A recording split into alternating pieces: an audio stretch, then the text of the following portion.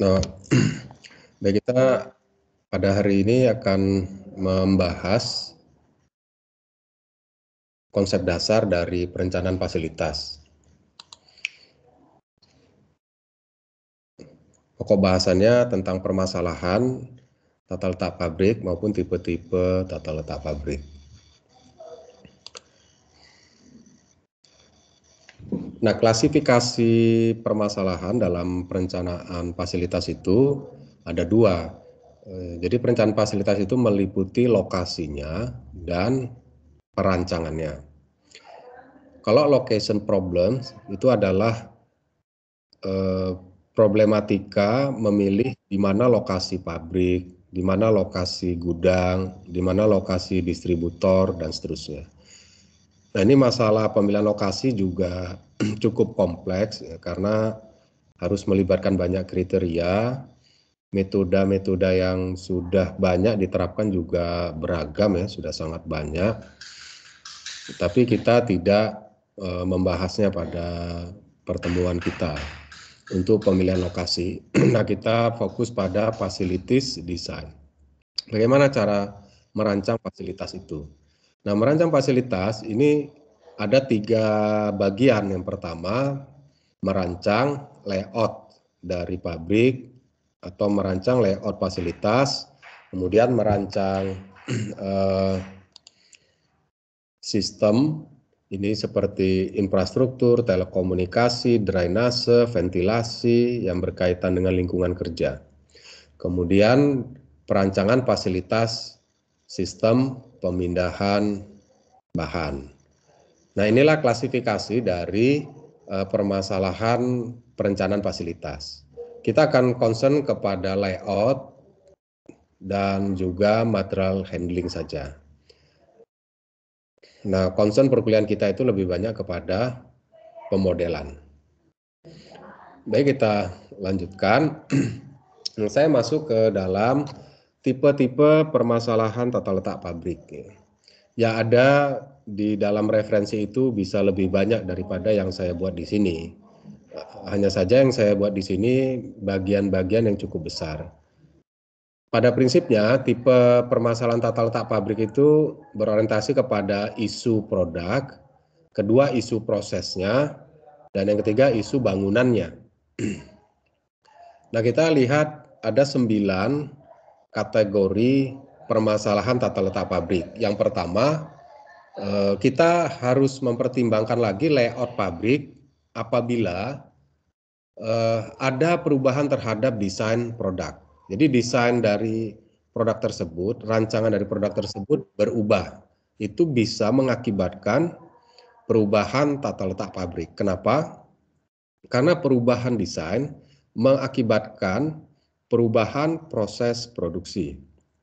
Perubahan proses produksi itu dapat berupa berubahnya urutan-urutan proses.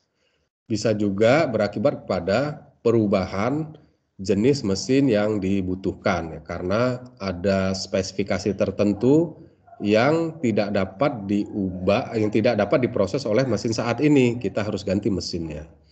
Nah, kalau sudah ada perubahan mesin, mesinnya ukurannya lebih besar atau ukurannya lebih kecil, itu mengakibatkan luas lantai yang ada saat ini tidak memadai lagi.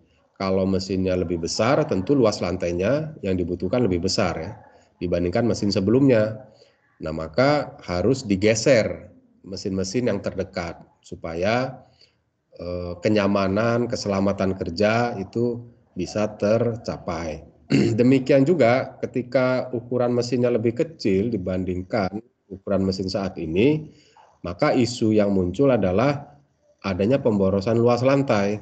Nah, perancangan tata letak pabrik itu punya misi bisa mengefisiensikan penggunaan luas lantai. Nah, itu salah satu argumentasi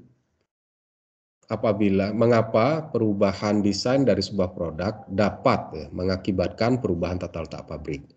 Jadi kalau perubahan desain itu isu berkaitan dengan produk.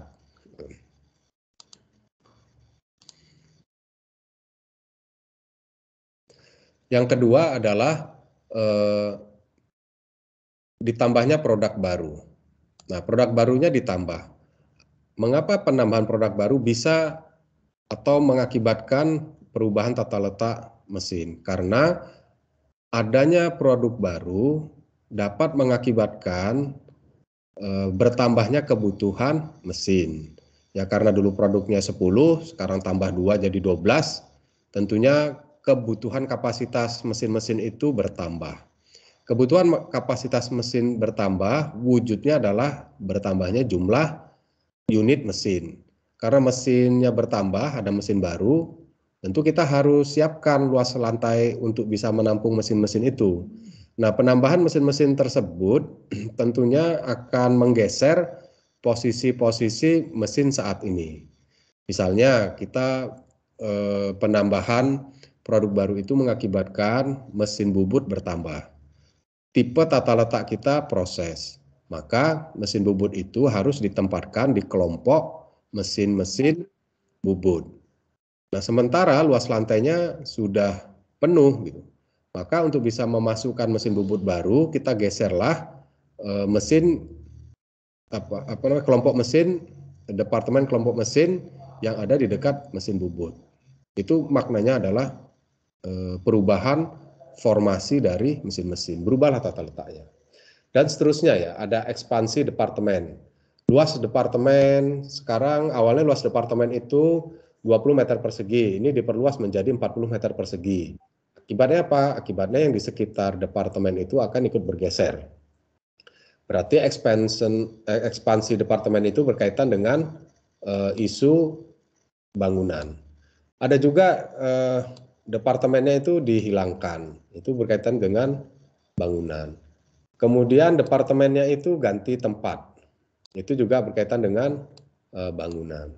Kemudian penambahan departemen baru, itu juga berkaitan dengan building. Perubahan metode produksi, nah ini berkaitan dengan proses. Kemudian displacement equipment, peralatannya dipindah, nah juga berkaitan dengan proses. Nah, yang paling umum adalah perancangan tata letak pabrik akibat adanya keputusan bisnis kita mau buat pabrik baru. Nah, inilah problem-problem dari perencanaan fasilitas atau lebih spesifiknya perancangan atau desain fasilitas.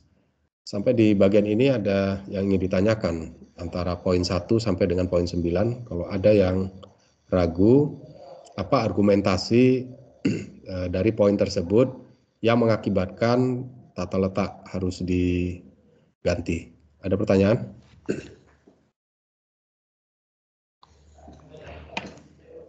Saya lanjutkan kalau yang sudah dapat dipahami. Setelah kita pahami tipe-tipe permasalahan tata letak pabrik, maka kita masuk kepada ciri-ciri tata letak pabrik yang handal atau yang baik. Yang pertama, ciri-ciri tata letak pabrik yang baik itu hubungan aktivitasnya itu terencana dengan baik. Jadi hubungan, dia dekat fasilitas tersebut karena pertimbangan menggunakan dokumen yang sama.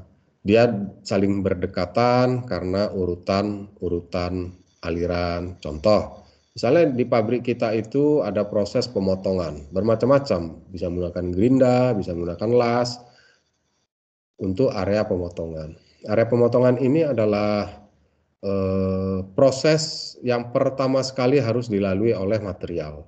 Maka saya akan tempatkan departemen pemotongan itu bersebelahan dengan gudang bahan baku. Apa dasar pertimbangannya? Maka saya dekatkan karena bahan baku itu disimpan di gudang dan dia diambil untuk dibawa ke departemen pemotongan. Supaya jaraknya lebih pendek, maka lebih tepat departemen pemotongan itu bersebelahan dengan gudang. Itu contoh activities relationship. Kemudian material flow pattern, pola umum atau bentuk umum aliran materialnya itu juga terencana. Kalau prosesnya itu diawali dari gudang bahan baku, diproses, di assembly, dicat, di packing, baru disimpan di gudang finish product, maka pola umum aliran barangnya itu harus mengikuti urutan-urutan pemrosesan material menjadi finish product. Yang bagus lagi apabila pabrik itu tipe alirannya itu garis lurus. Kenapa? Karena ini yang mencerminkan jarak terpendek.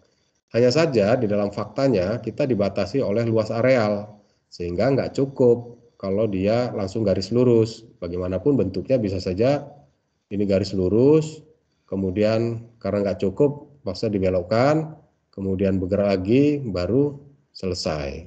Nah ini salah satu tipe aliran material, tapi dia tidak garis lurus. Kenapa? Karena pertimbangannya, katakanlah luas arealnya itu ya cuma sampai di sini gitu, cuma sampai di sini ya mau tidak mau kan saya harus segera potong daerah ini ya, karena tempatnya tidak cukup.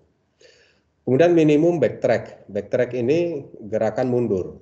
Jadi setelah dipotong, kemudian di drill, kemudian di fresh, balik lagi harus dipotong lagi. Nah, itu tidak diizinkan. Ya, sebaiknya tidak ada langkah balik. Gitu. Jadi orang sudah maju, disuruh mundur lagi. Kenapa itu menjadi ciri yang tidak baik? Karena mengganggu arus lalu lintas. Kalau Anda sudah maju, Anda balik lagi berarti melawan arah. Apa resikonya? Terjadi tabrakan. Apa risiko dari tabrakan? Ya material tadi jadi rusak. Akibatnya material tersebut menjadi scrap atau bahkan limbah, tidak bisa digunakan lagi. Nah, itu salah satu motivasi kenapa kita harus pertimbangkan meminimumkan langkah balik atau backtrack. Selanjutnya aktivitas antar operasi minimal. Kalau bisa satu produk atau part itu bisa diselesaikan di satu tempat saja. Nah, itu yang saudara sering dengar ada namanya CNC. Mesin CNC ini multipurpose, multiguna. Jadi banyak proses bisa dia kerjakan. Maka tipe pemrosesan seperti itu telah menghemat biaya perpindahan bahan baku. Kemudian minimum facilities design.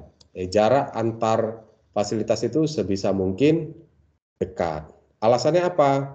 Karena jarak itu berbanding lurus dengan waktu. Kalau saya buat jauh, maka dibutuhkan waktu yang lebih lama untuk menghantarkan sebuah material dari pemrosesan tertentu dibawa ke pemrosesan berikutnya. Kalau waktu yang dibutuhkan itu lama kan sayang.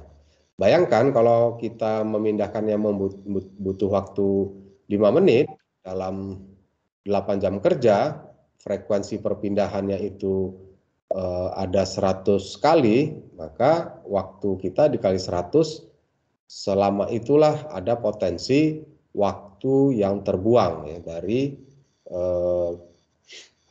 fasilitas yang jarak antar fasilitasnya itu jauh. Maka kita usahakan dia pendek ya, supaya apa? Supaya tidak ada terlalu besar waktu pemindahan barang yang terbuang.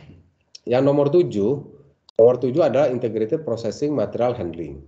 Kalau bisa pada saat diproses, saat bersamaan material handlingnya itu bergerak.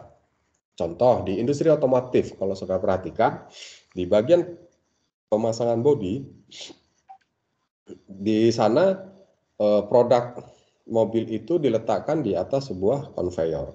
Mobil itu berjalan gitu, dan akan bertemu dengan stasiun kerja, para pekerja langsung melengkapi. Nah, di situ artinya integrated processing and material handling. Terakhir, material flow bergerak dari tempat penerimaan menuju pengiriman. Nah, ini menunjukkan aliran materialnya itu smooth,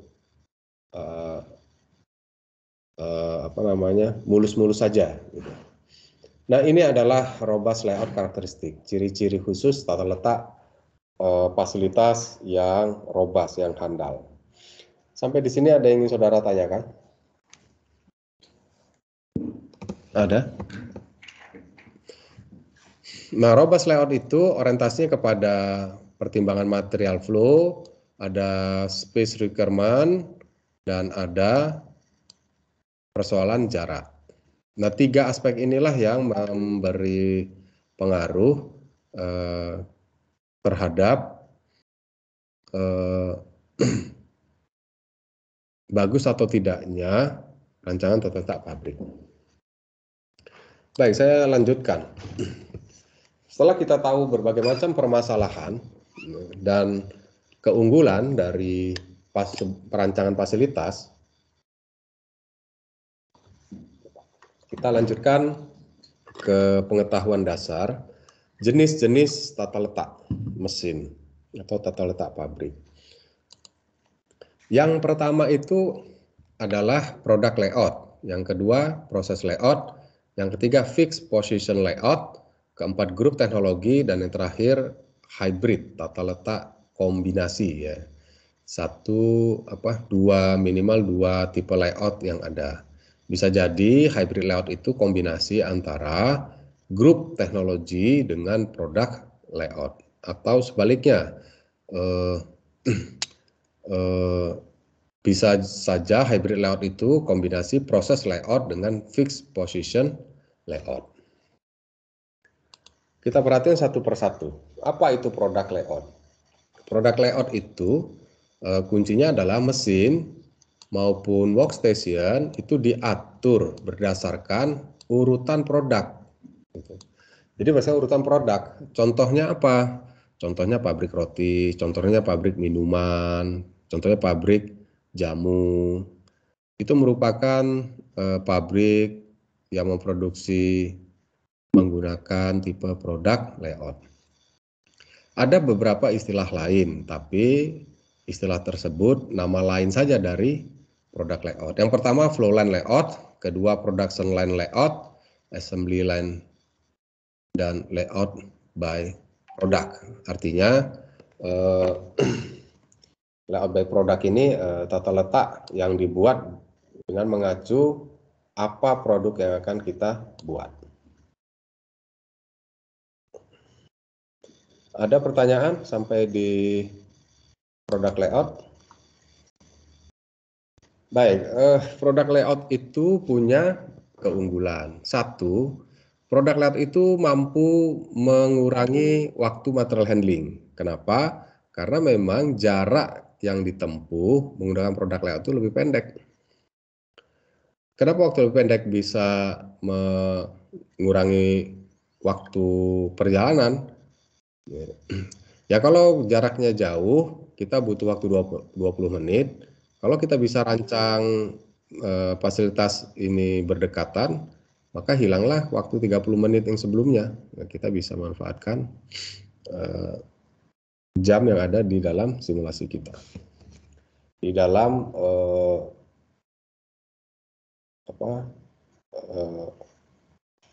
apa kita ini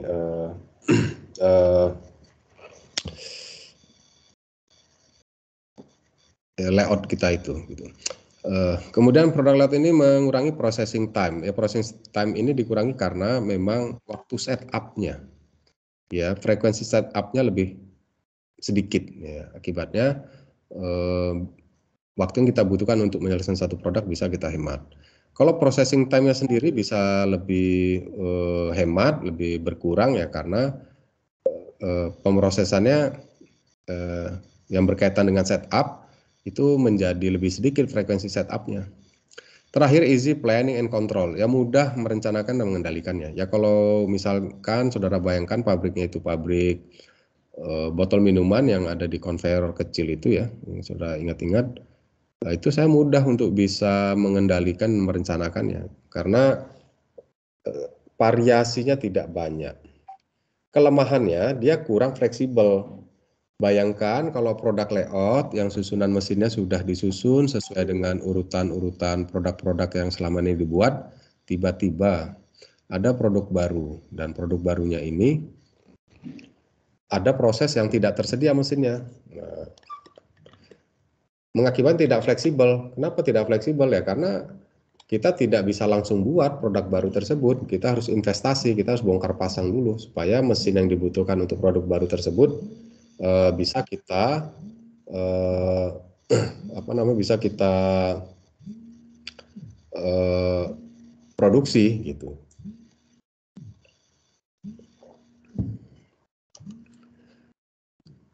Kemudian proses layout. Ya kalau produk layout tadi, kita menyusun mesinnya itu mengikuti urutan-urutan pembuatan produk ya. Jadi pertama dipotong, kedua dihaluskan, ketiga di drill, keempat di fresh, ketiga berikutnya di bending gitu ya. Berikutnya lagi dipotong lagi misalnya. Itu disusun meskipun ada mesin potong di awal proses, kemudian di akhir proses ada mesin potong yang sama. Berarti ada jenis mesin yang sama muncul 2 kali, itu tidak apa-apa. Tidak apa-apa, karena memang prinsip produk layout itu menyusun mesin berdasarkan urutan-urutan prosesnya. Nah, kelemahannya investasi jadi lebih besar karena ada jenis mesin yang sama harus muncul 2 kali. Padahal utilisasinya itu rendah gitu ya, utilisasinya rendah. Kalau kita paksa dia balik, sudah di ujung balik ke mesin potong di awal proses, itu yang kita sebut backtrack. Jadi beresiko terhadap kerusakan akibat arus balik, kemudian juga waktu tempuhnya jadi lebih lama. Akibatnya waktu yang dibutuhkan untuk menyelesaikan satu produk bisa menjadi lebih lama. Kalau proses layout, jenis mesin yang sama, misalkan sama-sama mesin drill, ada jumlahnya 3, itu ditempatkan di satu tempat yang sama. Jadi dikelompok-kelompokkan berdasarkan jenis mesin yang sama. Itu proses layout. Nama lain dari proses layout ini bisa layout by process, bisa job shop layout gitu.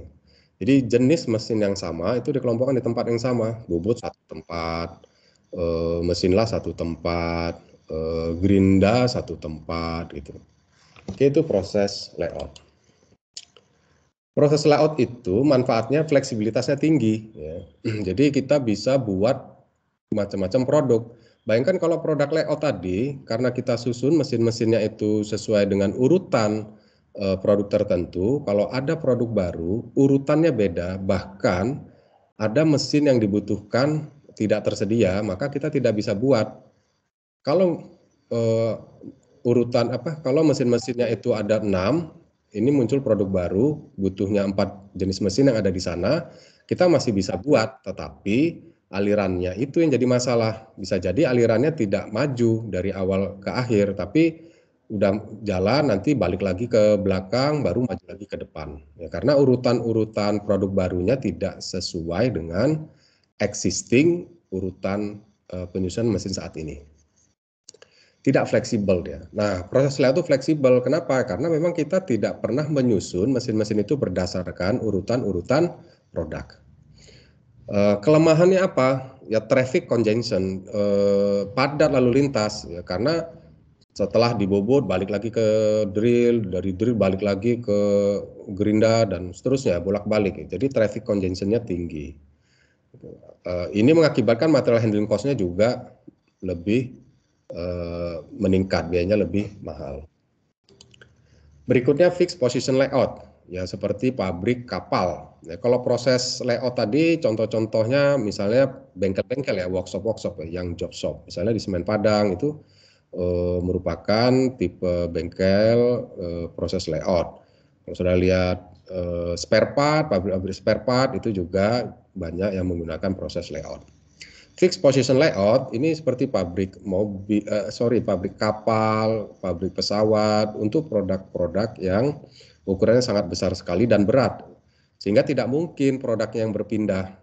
Contoh, kalau kita perhatikan membuat mobil, itu mobilnya berpindah, kita gunakan conveyor untuk memindahkan, sehingga nanti sebuah mobil dikatakan finish product berakhir di satu ujung tertentu. Berbeda dengan kalau kita buat kapal laut, berbeda kalau kita buat pesawat terbang. Tempatnya di satu tempat itu saja proses perakitannya. Kenapa nggak dipindahkan ya? Ongkos material handlingnya mahal karena ukurannya sangat besar, akibatnya membutuhkan space yang sangat luas, ya akibatnya tidak efisien. Sementara mesin dan peralatannya itu kecil-kecil, bahannya juga ringan, bisa dibawa. Maka diubah polanya, mesin maupun bahannya yang bergerak mendatangi tempat pemrosesan. Itu fixed position layout. Ya. Berikutnya Apa kelebihan maupun kekurangannya? Ya, eh, biaya untuk memindahkan material itu bisa lebih murah ya, karena yang kita pindahkan yang kecil-kecil, benda besarnya tidak. Kelemahannya, utilisasi equipment itu menjadi rendah. Kenapa? Karena kalau bayangkan kita berada di sebuah pabrik pesawat terbang, ada 5 pesawat yang sedang dirakit. Setiap pesawat itu tentu ada membutuhkan jenis peralatan yang sama. Nah, maka di 5 lokasi perakitan pesawat tersebut ada 5 jenis mesin yang sama. Nah, sementara mesin tersebut kan tidak sepanjang waktu terpakai, tapi dia terpaksa menganggur. Kenapa? Karena memang tidak boleh dipindahkan ke perakitan yang lain.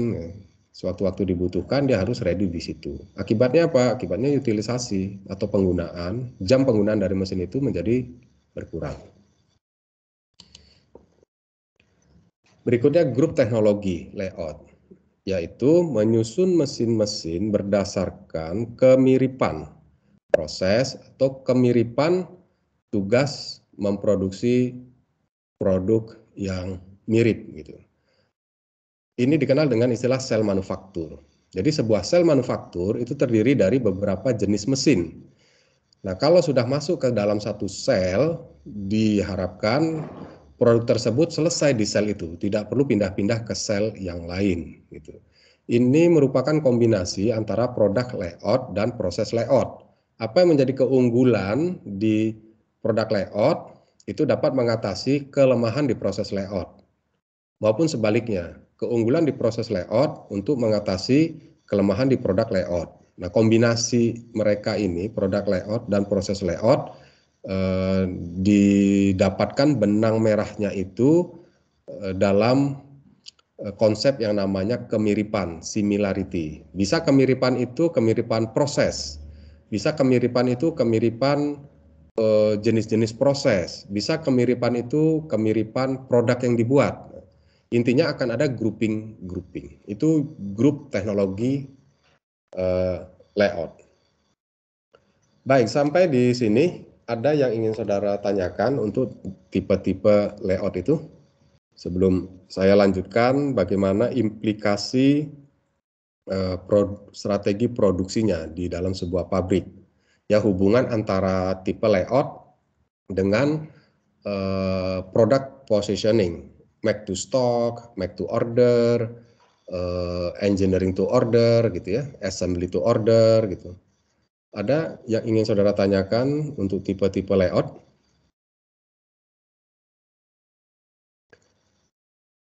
Kalau tidak ada pertanyaan, maka saya bisa berikan penjelasan bahwa proses continuous flow shop itu merupakan produk layout ya. Jadi kalau ada pabrik yang dia flow shop, misalnya pabrik permen, pabrik minuman kemasan, itu tipe continuous flow shop. Produk positioningnya make to stock ya, dia mass production. Maka tipe layout yang digunakan adalah produk layout. Demikian juga kalau dedicated repetitive flow shop ya, itu hampir sama lah ya. Ya flow shop ini kan bisa continuous, bisa dedicated gitu ya. Itu juga make to stock, tipe layoutnya produk layout. Dan seterusnya ya, yang batch flow shop bisa produk layout, bisa grup teknologi. Tapi kalau mix model repetitif itu bisa produk layout, bisa grup teknologi. Kalau job shop itu bisa make to order, layout tipenya bisa proses layout dan grup teknologi. Kalau fixed site itu bisa engineering to order, layout tipenya fixed position layout. Ada yang ingin saudara tanyakan tentang pengertian make to stock, make to order, engineering to order, ataupun assembly to order, istilah-istilah yang biasa kita kenali di dalam production planning and inventory control. Kalau ada yang ingin ditanyakan, saya bisa jelaskan kalau masih ragu.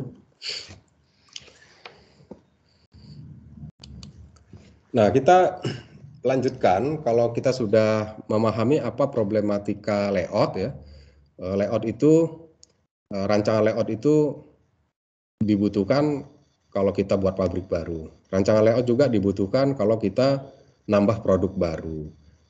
mengurangi departemen tertentu atau menambah departemen baru di dalam pabrik kita dan seterusnya, mengubah metode produksinya. Nah, itu mengakibatkan persoalan layout sehingga kita perlu melakukan rancang ulang terhadap susunan mesin-mesin kita. Nah, di sini akan dibutuhkan analisis kebutuhan dari mesin. Ketika saudara menambah produk baru, apakah jumlah mesin yang tersedia saat ini masih sesuai atau tidak?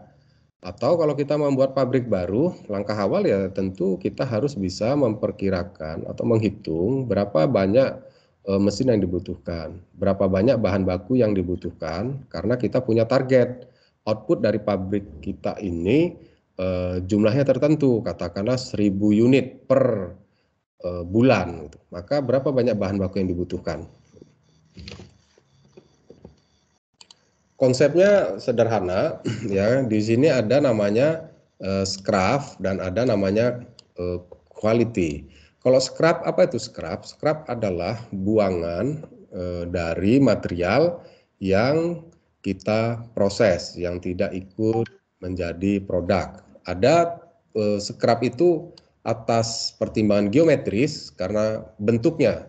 Katakanlah ini bentuk dari material kita, bahan bakunya bentuk aslinya segi 4 ini, gitu ya. Tapi karena desainnya itu seperti yang saudara lihat ini, ya, desainnya itu, maka ada bagian-bagian dari material ini yang harus kita buang. Nah, itu namanya scrap atas pertimbangan geometris. Ada juga scrap atas pertimbangan kualitas.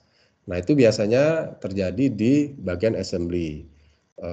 Kita targetkan 1% maksimal produk yang reject di bagian perakitan.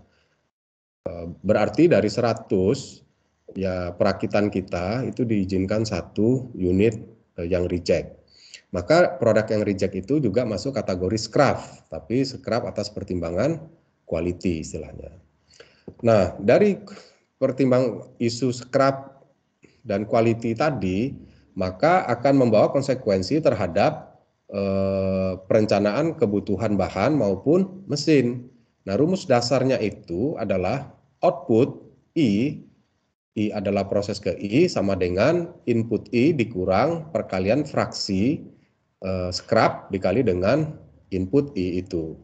Jadi kalau saya ingin tahu berapa banyak bahan yang saya butuhkan apabila ada target sebesar O, di mana ada faktor scrap sebesar F, rumusnya adalah I besar I sama dengan OI dibagi 1 dikurang F. Nah, ini adalah perencanaan kebutuhan bahan. Lalu bagaimana dengan perencanaan kebutuhan mesinnya? Ya tentunya prinsip dasar perencanaan kebutuhan mesin, berapa banyak dari besaran input ini, ya dari besaran input ini kita bisa mencari tahu berapa banyak waktu yang kita butuhkan ya untuk bisa memproses input sebanyak ini. Contoh, misalnya saya punya waktu standar untuk memproses di proses I ini satu buah produk itu 1 menit. Nah, ada input yang harus saya proses sebanyak 100 menit. Maka waktu yang saya butuhkan adalah 100 dikali 1 menit. Berarti waktu yang dibutuhkan adalah 100 menit. Nah, sementara jam kerjanya adalah 6 jam. 6 jam kalau dalam satuan menit berarti 6 jam dikali 60 menit. Ada 360 menit. Maka berapa banyak mesin yang saya butuhkan? 100 menit dibagi 360 menit. Itu adalah 0, sekian. Berarti kita bulatkan jumlah mesin yang kita butuhkan adalah 1 menit. Gitu. Nah, artinya apa? Artinya memang akan banyak idle atau banyak menganggurnya. Sebab kapasitas yang tersedia jauh lebih besar dibandingkan dengan kapasitas yang dibutuhkan. Ada pertanyaan sampai di prinsip perencanaan kebutuhan bahan maupun jumlah mesin ini?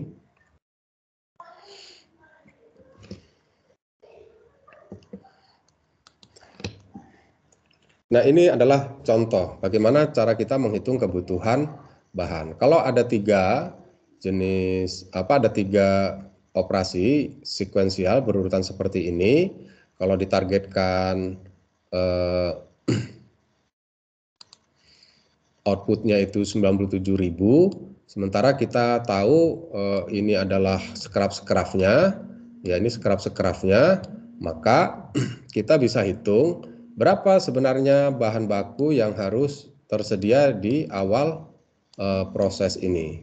Nah, kita bisa hitung, pertama hitungnya hitung mundur, karena kita sudah tahu outputnya di sini. Ya, outputnya di sini ini adalah outputnya, maka output ini dibagi 1 kurang scrapnya. Sehingga kita tahu input yang dibutuhkan di proses 3 ini adalah 100.000, ya kan? Ini 100.000. Kemudian berapa input yang dibutuhkan di I2, yaitu yang di I2 ini adalah outputnya yang di sini. Outputnya yang di sini itu adalah ini 100 ini, maka input yang di sini adalah 100 dibagi dengan 1 dikurang faktor scrap. Ini hasilnya. Sehingga input yang di sini itu bergantung kepada hasil yang di sini. Nah, hasil yang di sini itu yang ini, maka ini yang menjadi inputnya, sehingga kita bisa hitung. Ini adalah jumlah bahan baku yang harus tersedia. Apa konsekuensi dari jumlah bahan baku yang tersedia ini?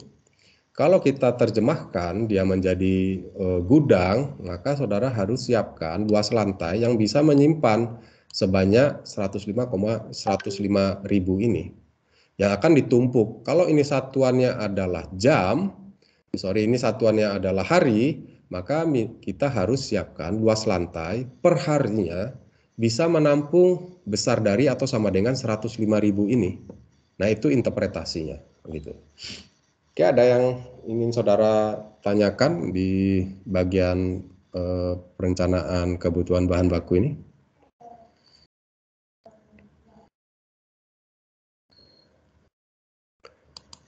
Nah, kita lanjutkan ya. Kalau tidak ada pertanyaan, sekarang kita ingin menentukan berapa banyak jumlah mesin. Nah, ini contoh.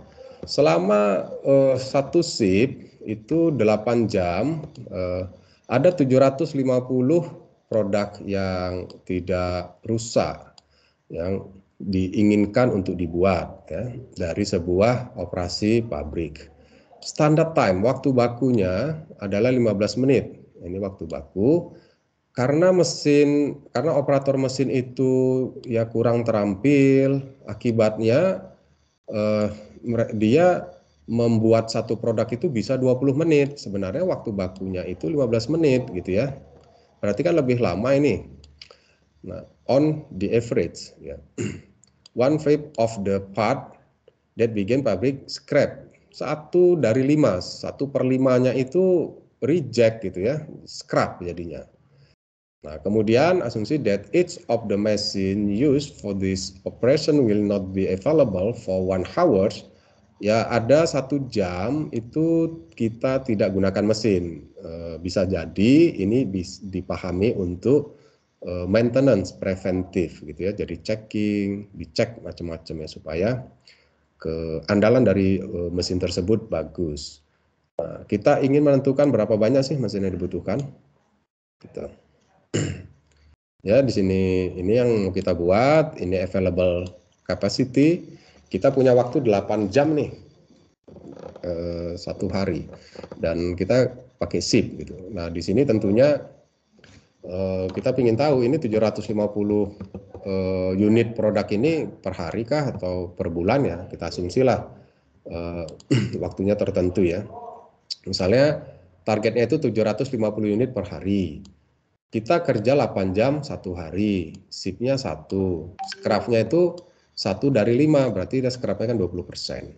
Standard time-nya itu 15 menit, tapi akan operator tidak kurang terampil itu 20 menit. Nah, not available per day-nya, itu 1 jam. Oke. Nah, input ya, nya itu adalah output dari target produk dibagi dengan 1 dikurang 0,2. Ini adalah besaran input yang harus tersedia di awal proses, supaya kita bisa mencapai target 750.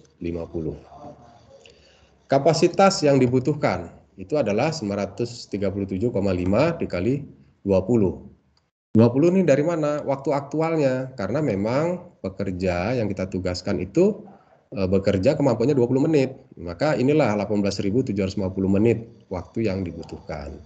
Reliability ini kita kan kerjanya 8 jam, tapi dari 8 jam itu selalu ada 1 jam, ya, selalu ada 1 jam yang not available, maka reliability kita 7/8, 87,5%. Efisiensinya itu 15/20 gitu. Idealnya kan dia 15 menit, tapi kemampuan hanya 20 menit. Itu efisiensinya 75%. Maka kita bisa hitung berapa banyak mesin yang dibutuhkan kalau seperti ini kondisinya.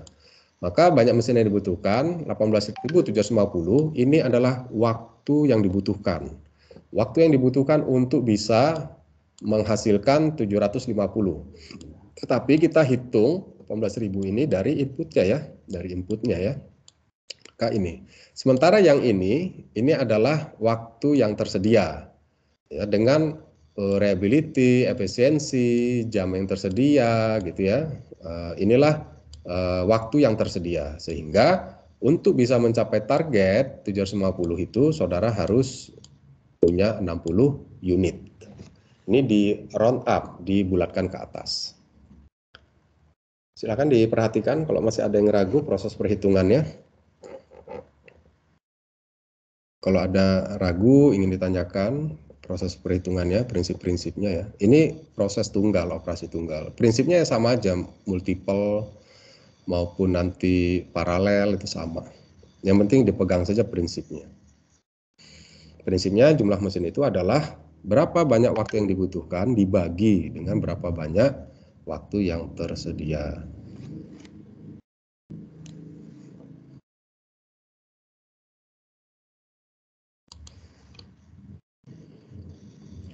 Ada fenomena lainnya adalah berapa waktu yang kita butuhkan untuk membuat satu part. Ya.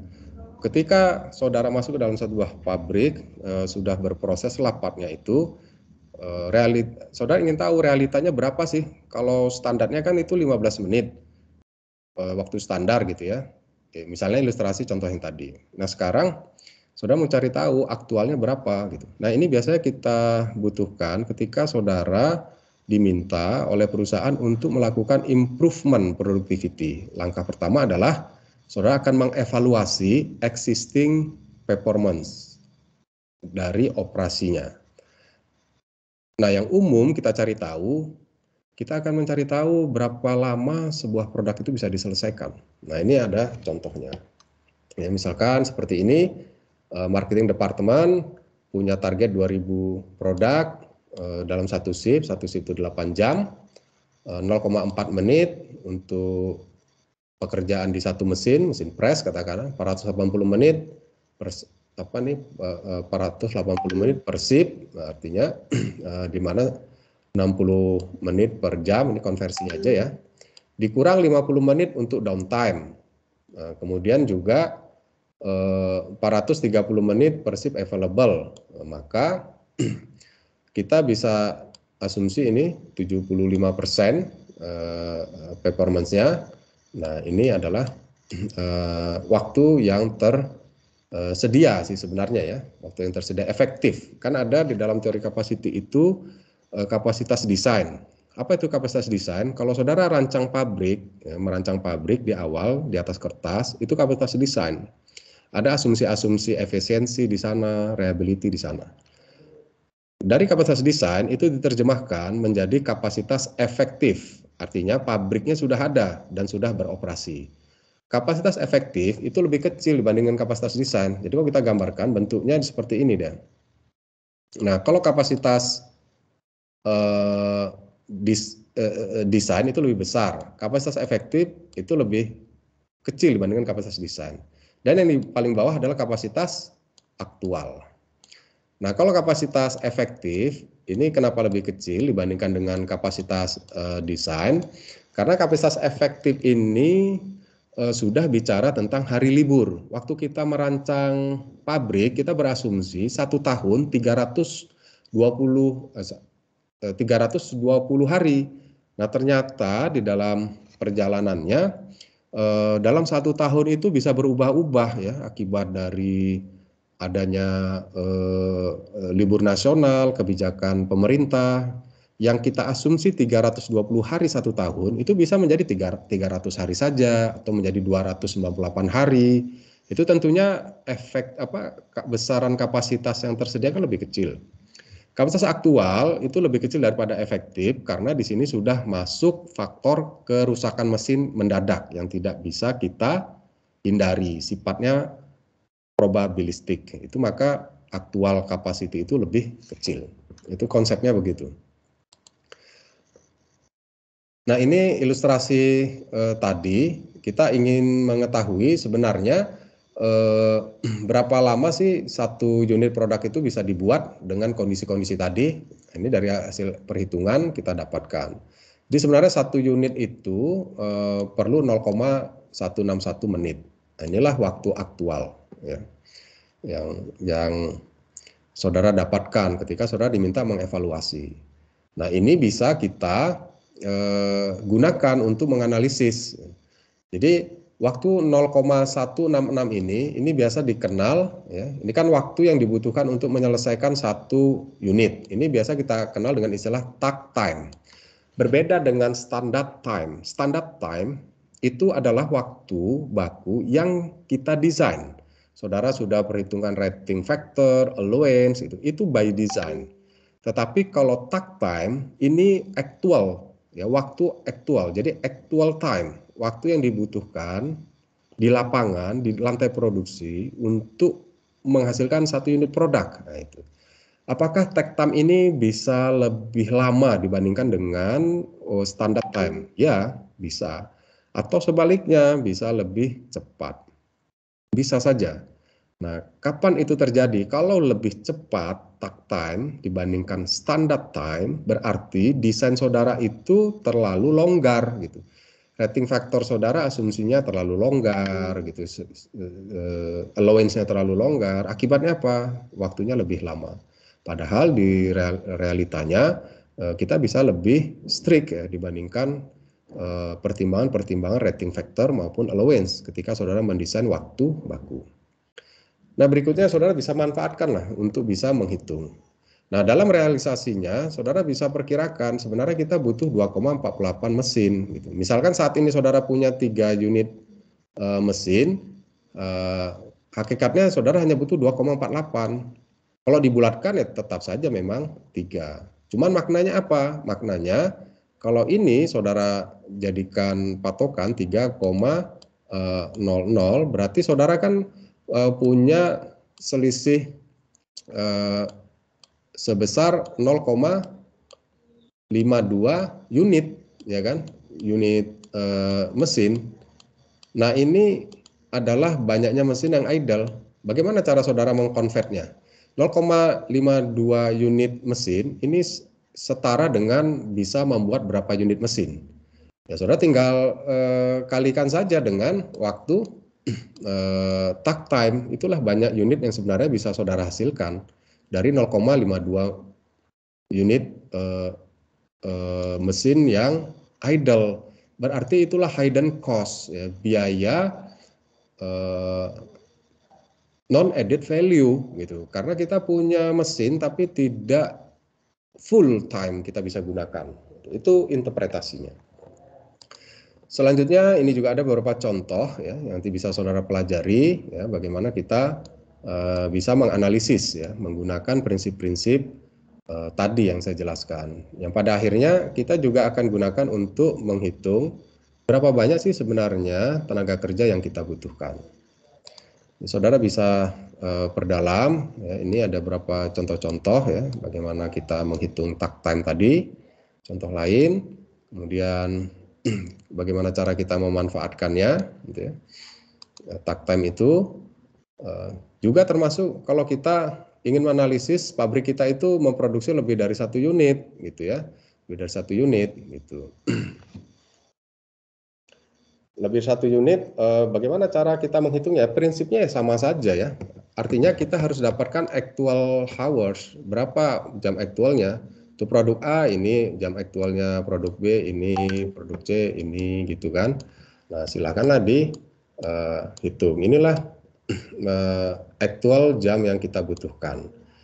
Ya intinya kalau kita sudah tahu aktual, kita bisa hitung berapa banyak sih sebenarnya tenaga kerja yang kita butuhkan gitu ya. Nah, ilustrasinya begini logiknya. Misal ya, kita concern pada area perakitan, di mana metode perakitannya itu manual, sangat bergantung kepada keterampilan dari pekerja. Maka yang saudara hitung bukan banyaknya mesin, tetapi banyaknya orang yang saudara butuhkan untuk merakit. Meskipun perakitannya itu menggunakan tools atau perkakas alat tertentu. Tetapi yang mendominasinya adalah operator atau orang. Maka prinsip menghitung jumlah pekerja itu sama dengan prinsip menghitung berapa banyak mesin. Gitu. Nanti saudara bisa pelajari lebih teliti pelan-pelan ya dari materi ini.